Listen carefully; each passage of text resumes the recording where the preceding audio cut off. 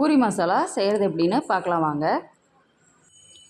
உருளைக்கிழங்கு மசாலா செய்ய உருளைக்கிழங்கை இந்த மாதிரி வேக வச்சு நல்லா தோல் உரித்து வச்சுருக்கேன்.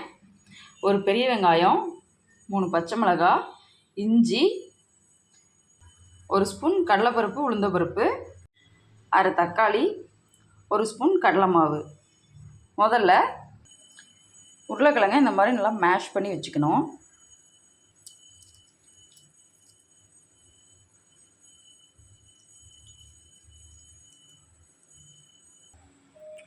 கடலை மாவில் கொஞ்சமாக தண்ணி சேர்த்து கட்டி இல்லாமல் நல்லா கரைச்சி வச்சுக்கலாம்.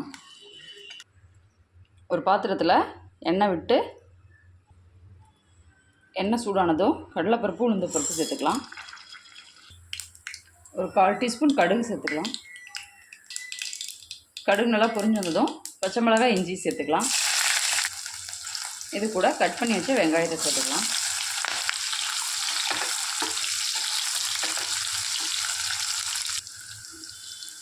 வெங்காயம் இந்த அளவுக்கு வதங்கினதும் அரை தக்காளி சேர்த்துக்கலாம். நல்லா கலந்து விட்டுடலாம். மசாலாவுக்கு தேவையான அளவு உப்பு சேர்த்துக்கலாம். ஒரு அரை ஸ்பூன் மஞ்சள்தூள் சேர்த்துக்கலாம். கொஞ்சமாக பெருங்காயத்தூள் சேர்த்துக்கலாம்.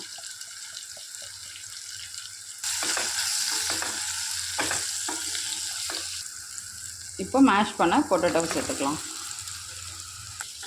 உருளைக்கிழங்கு சேர்த்து நல்லா கலந்து விட்டுடலாம். இப்போது கரைச்சி வச்ச கடலை மாவு கூட கொஞ்சமாக தண்ணி சேர்த்து இதில் ஊற்றிக்கலாம். பூரி மசாலா ரெடி ஆகிடுச்சு. கொஞ்சமாக கொத்தமல்லி இலை தூவி இறக்கிடலாம்.